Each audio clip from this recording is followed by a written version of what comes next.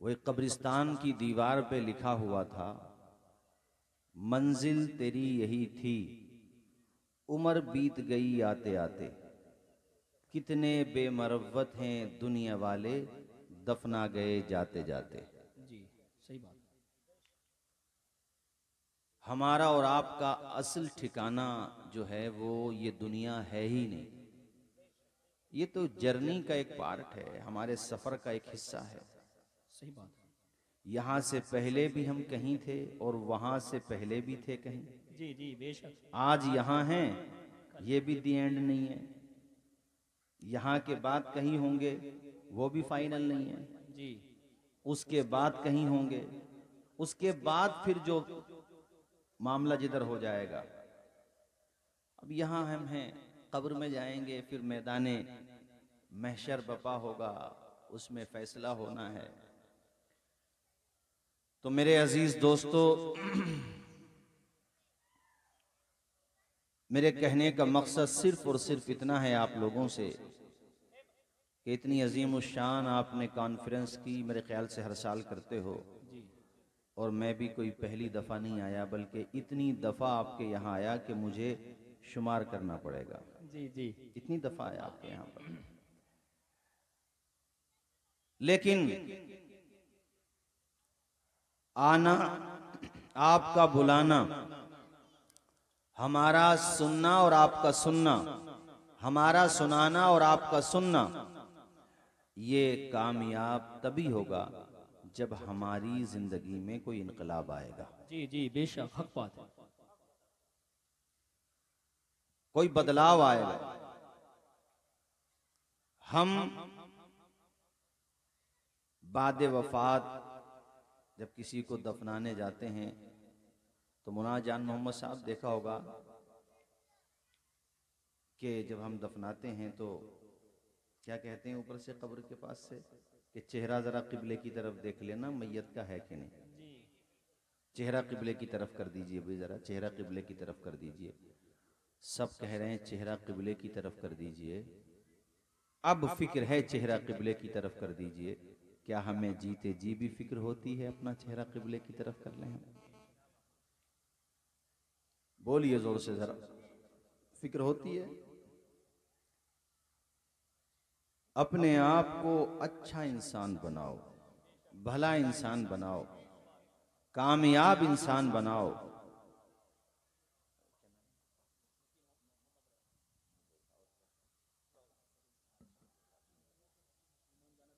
अच्छा अच्छा, हमारे हजरत मुफ्ती मोहम्मद रजा साहब और हमारे हाफिज सगीर साहब, आज हजरत आगे आ जाइए, इधर आ जाइए। अरे आ जाओ हजरत, इधर आ जाओ, आ जाओ आ जाओ, तशरीफ रखिए और खैरियत से। तो हजरात,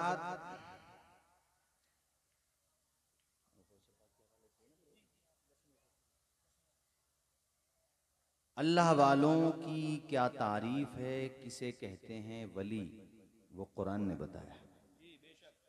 इन औलियाउहु इल्लल मुत्तकून, औलिया वो हैं जो अल्लाह से डरते हैं।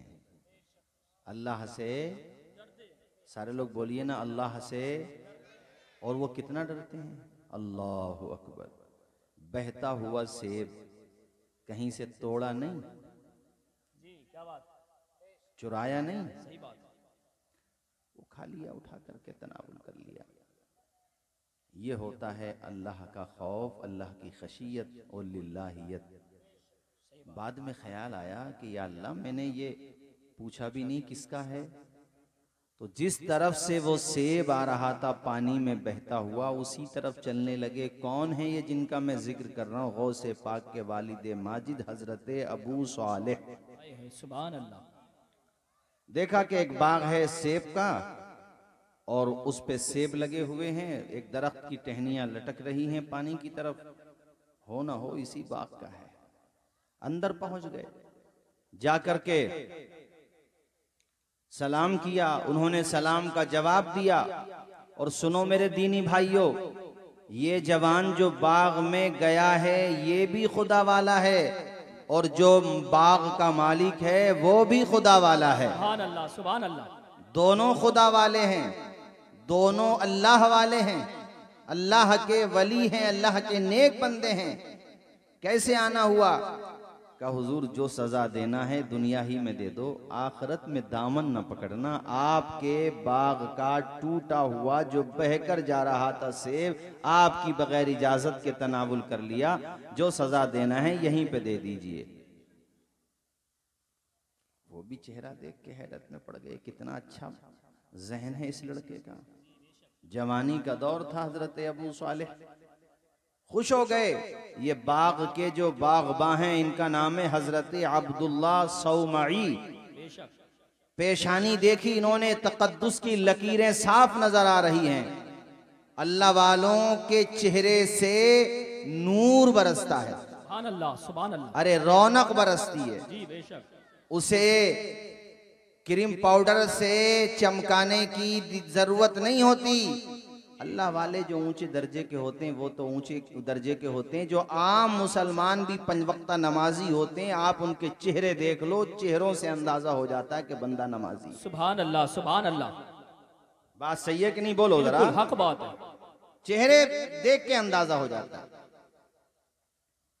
बेटा हमारे बाग में रहना पड़ेगा, तुम्हें सिंचाई करना पड़ेगी। कहा हजरत सब कुछ मंजूर है, बस कयामत के दिन दामन न पकड़ना। एक सेब खाया और आज हमारे मुसलमान प्लॉट के प्लॉट खा रहे हैं। जी सही बात है, बिल्कुल हक बात है। विलेजेस में, देहात में झगड़े किस बात के हैं भाई? यही बात है। प्लॉटिंग हो रही है तो वहां कुछ न कुछ है जो झगड़ा है। खेतों पे आ जाओ तो मेंढों के झगड़े। यही बात है। सुनो हदीस शरीफ, हमारे प्यारे नबी ने इरशाद फरमाया, अगर कोई किसी की एक बालिश्त जमीन नाहक दबा ले, देख लो इधर मेरी तरफ, एक बालिश्त ये होती है, सातों जमीन तोक बना करके उसकी गर्दन में डाल दी जाएगी क़यामत के दिन। अल्लाह, ये बातें जहन में बिठाओ तो कभी FIR की नौबत नहीं आएगी। जी जी हक बात कि भैया तुझे ये लग रहा है कि मेरे कब्जे में है तो भैया तू ले, ये मुझसे ले ले, क्योंकि मैं दबाऊंगा नहीं, दब जाऊंगा। सही बात है, सही बात है। यहाँ का दबना वहां बचा लेगा जी जी, और यहाँ का दबाना वहां मुसीबत में डाल देगा। सही बात। ले ले तू, नंबर ही नहीं आएगा FIR का झगड़ों का, जो कि झगड़ों की मेन बुनियाद है। देहात में, विलेजेस में, कस्बात में या शहरों में भी आ जाओ तो सगा भाई सगे भाई को 1 इंच जगह देने तैयार नहीं हजरत। इतनी मादियत आ गई है मुसलमानों में। आओ मैं तुम्हें एक हदीस और सुनाऊं, ये वाकया मुकम्मल करूंगा। हमारे मुफ्ती साहब क़िबला तशरीफ फरमाए और हमारे दीगर उलमाए ज़वील एहतराम, बुखारी शरीफ में ये हदीस शरीफ है। हुजूर फरमाते हैं, पिछली उम्मतों में से एक उम्मत के हालात बयान करते हुए 2 शख्सों के हालात हुजूर इरशाद फरमाते हैं कि एक ने दूसरे से जमीन खरीदी। क्या खरीदी? जरा बोल दें आप लोग भी। जमीन खरीदी। जिसने जमीन खरीदी उसने उस जमीन में कुछ खोदना शुरू किया, कुछ काम करना रहा होगा उसे, या फसल उगाना रही होगी। तो उस जमीन को खोदते हुए उसकी आंखें हैरत से देखने लगी कि उसके अंदर एक मटका निकल आया। मटका, मटका समझते हो भाइयों? मशकीजा, मटका। उसने जब उस मटके को ओपन किया, खोला उसका मुंह, तो उसमें सोना भरा हुआ था। क्या भरा हुआ था? अरे अल्लाह करे तुम्हारे यहां भी निकल आया यार, जोर से तो कह दो, आमीन कह दो इस पे। हाँ मौलाना इरफान साहब क़िबला, हाँ कारी इरफान साहब, इस पे जोर से आमीन कह दो। अल्लाह करे खूब निकले, फलो फूलो। मटका निकल आया सोने का, हालांकि जमीन खरीद ली थी। अरे जमीन तो खरीद ली थी ना। अमानतदारी और ईमानदारी देखिए,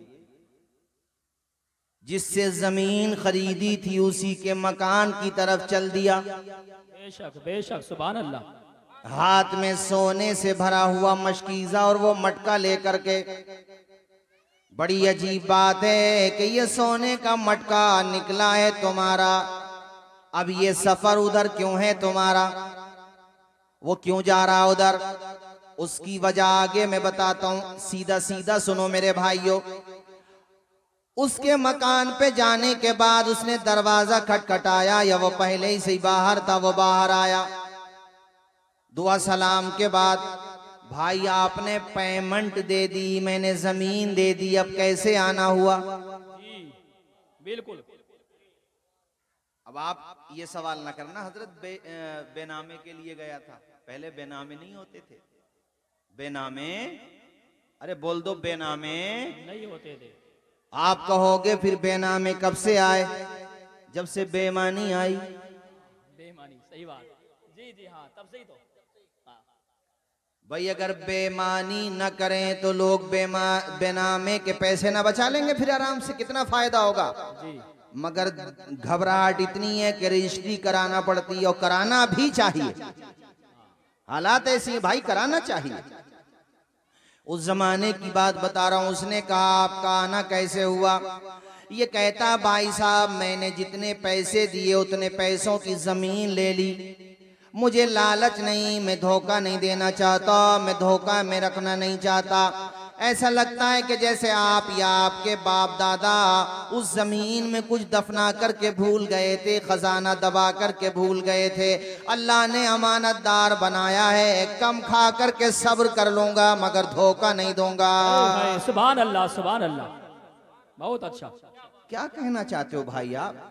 का कहना ये चाहता हूँ ये सोने का मटका निकला है उस जमीन में जो मैंने आपसे खरीदी है। जी जी, अरे बोल दो यार, जरा जोर से बोल दो। सुभान अल्लाह, कितनी बड़ी बात है जी। आज के जमाने में, तो बहुत बड़ी बात है, बहुत बड़ी बात है, बहुत बड़ी बात है।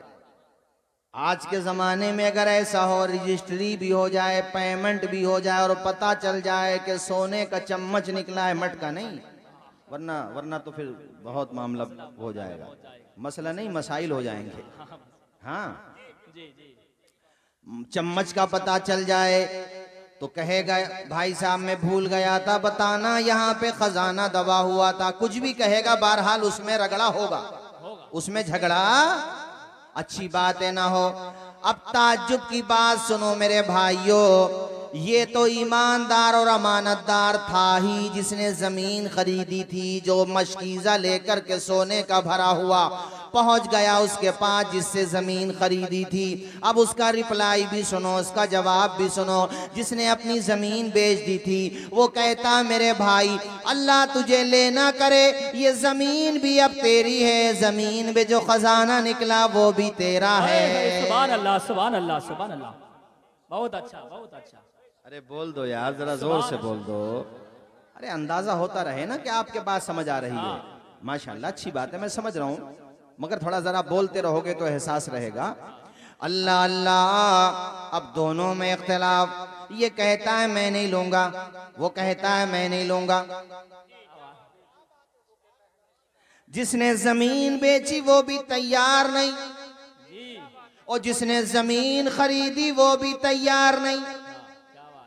अब फैसला कराने के लिए एक आलिम के पास पहुंचे जी। जब मामलात उलझ जाते हैं तो सुलझाने के लिए दौलत काम नहीं आती है बल्कि इल्म काम आता है। सुभान अल्लाह, सुभान अल्लाह, सुभान अल्लाह, हकीकत बात है बिल्कुल। हाँ, दौलत बेशक उसके अपने फवाइद हैं, फवाइद का इनकार नहीं कर रहा हूं मैं, लेकिन इल्म, दौलत से इल्म नहीं खरीदा जा सकता, मगर इल्म वो नेमत अल्लाह पाक की कि जिसके सीने में इल्म है अल्हम्दुलिल्लाह दौलत भी उसके कदमों में आ जाएगी। बेशक। और दूसरा फर्क यह है कि दौलत फराइना की वीरास है और इल्म नबियों की वीरास है। सुभान अल्लाह, है नबियों की मीरास है।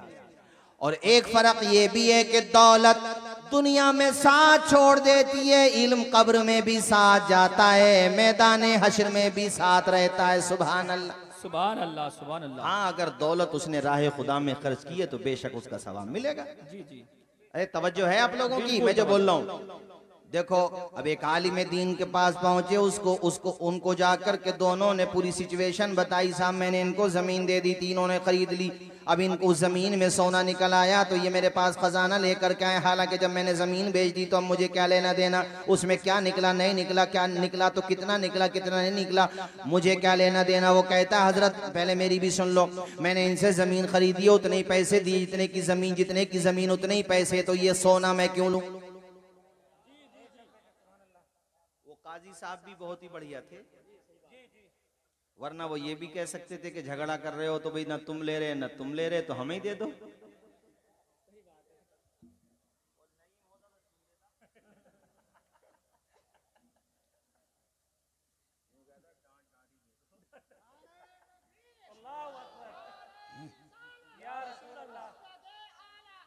जिंदाबाद जिंदाबाद। इल्म का फायदा ये होता है मेरे भाइयों, इसलिए मैं कहता हूँ आधी रोटी खा लो मगर बच्चों को पढ़ा लो। जोर से बोलो यार जरा, बच्चों को। जिस गौसे आजम की 11वीं हम और आप करते हैं, अल्हम्दुलिल्लाह करते थे, करते हैं, करते रहेंगे, नियाज करते थे, करते हैं, करते रहेंगे। उनके इल्म की शान भी बताऊंगा कि वो किस तरह से ला यनहल मसाइल को सुलझा दिया करते थे चुटकियों में। जी जी बेशक। जो किसी से हल नहीं होता था, हमारे गौसे पाक मुस्कुराते हुए हल कर दिया करते थे।